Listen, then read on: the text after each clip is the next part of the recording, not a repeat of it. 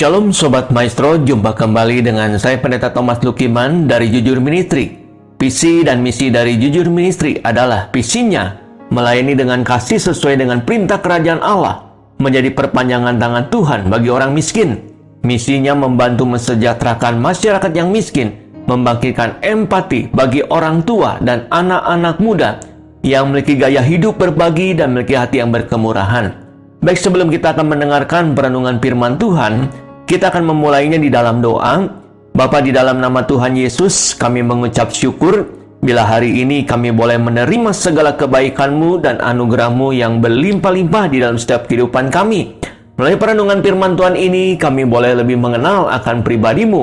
Kami membuka hati dan pikiran kami siap untuk diberkati oleh kebenaran firman-Mu. Di dalam nama Tuhan Yesus, amin. Sobat Maestro, tema firman Tuhan hari ini, hati yang melayani seperti Yesus. Di dalam Markus pasal 10 ayat 45, karena anak manusia juga datang bukan untuk dilayani, melainkan untuk melayani, dan untuk memberikan nyawanya menjadi tebusan bagi banyak orang. Kebanyakan orang sukanya dilayani daripada melayani. Dilayani memang enak. Pertanyaannya, apa sih esensi melayani? Maka akan banyak argumen-argumen yang bermunculan. Esensi melayani yaitu kita harus kembali bermuara kepada pribadi Yesus Kristus sendiri saat melayani di muka bumi ini. Yesus Kristus harus menjadi barometer dalam melayani. Warisan yang diberikan oleh Yesus kepada para murid dan kita semua adalah menjadi pemimpin yang melayani.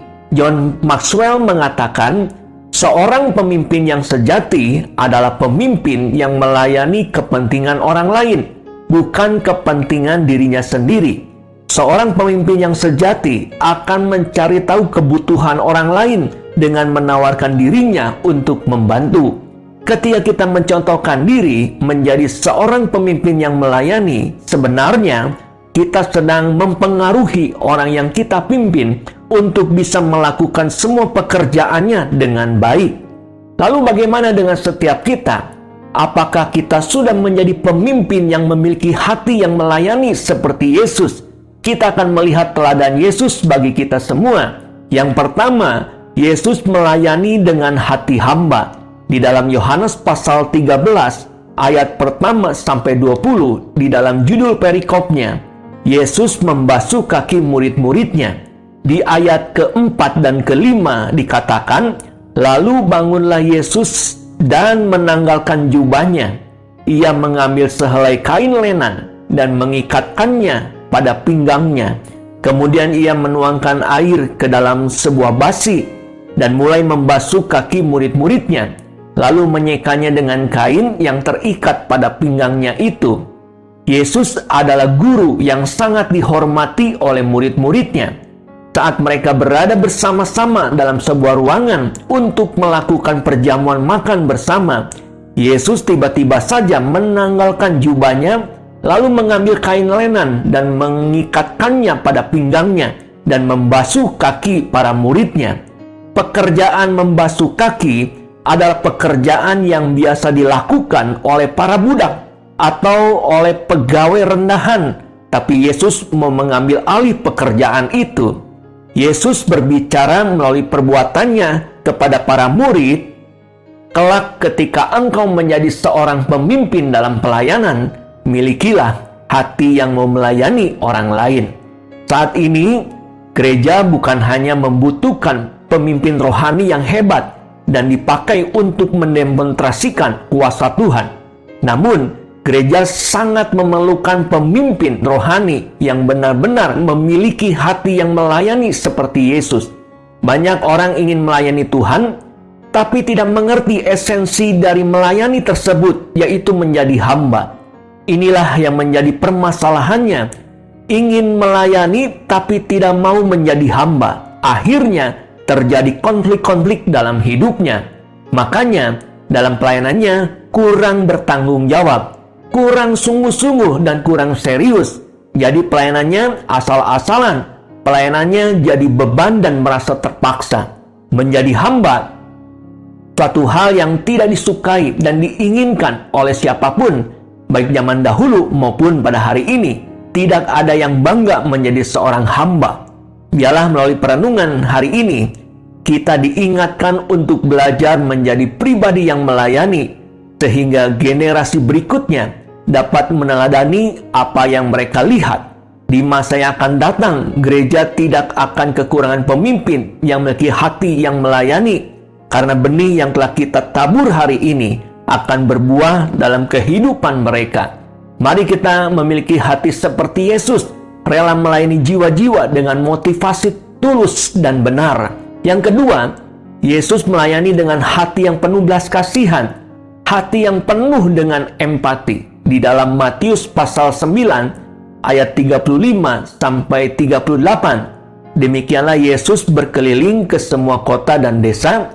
Ia mengajar dalam rumah-rumah ibadat dan memberitakan Injil Kerajaan Sorga, serta melenyapkan segala penyakit dan kelemahan. Melihat orang banyak itu, tergeraklah hati Yesus oleh belas kasihan kepada mereka, karena mereka lelah dan terlantar seperti domba yang tidak bergembala. Maka katanya kepada murid-muridnya, "Tuaian memang banyak, tetapi pekerja sedikit. Karena itu, mintalah kepada Tuan yang mempunyai tuaian, supaya ia mengirimkan pekerja-pekerja untuk tuaian itu." Ketika Yesus melihat orang banyak, tergeraklah hati Yesus oleh belas kasihan, dan ia pun mengulurkan tangannya memberi pertolongan. Ini menunjukkan bahwa Yesus adalah pribadi yang penuh empati. Pengertian empati adalah sikap yang menempatkan diri sendiri di posisi orang lain, agar bisa turut merasakan apa yang orang lain rasakan. Yesus dapat merasakan betapa susahnya orang yang timpang saat berjalan. Yesus dapat merasakan betapa terlukanya hati orang yang sakit kusta karena tertolak. Yesus dapat merasakan penderitaan yang mendalam dari seorang wanita yang mengalami sakit pendarahan selama 12 tahun. Yesus dapat merasakan betapa sakit dan menderitanya orang lumpuh yang hanya bisa berbaring di atas tempat tidur. Yesus dapat merasakan betapa hancurnya hati orang buta yang hanya bisa melihat gelap di sepanjang hidupnya. Alasan-alasan inilah yang membuat Yesus tidak bisa tinggal diam dan meninggalkan mereka dengan begitu saja. Empati yang besar menggerakkan hati Yesus untuk bertindak. Yang ketiga, Yesus melayani untuk kemuliaan Bapa di surga.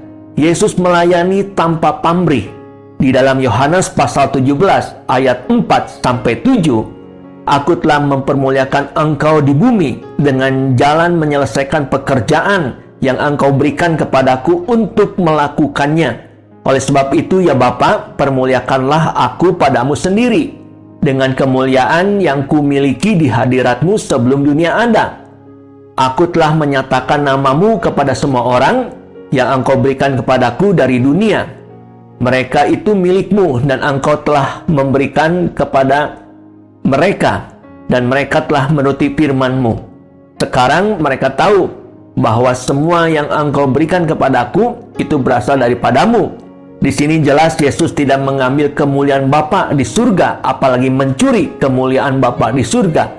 Apa yang dilakukan atau dikerjakan Yesus hanya untuk kemuliaan Bapa di surga. Yesus rela meninggalkan kemuliaannya. Semuanya mengacu hanya kepada Bapa di surga. Ini yang namanya melayani tanpa pamrih. Sebab kecenderungan manusia adalah mencari hormat untuk dirinya sendiri. Kecenderungan manusia adalah mencari kemuliaannya untuk dirinya sendiri.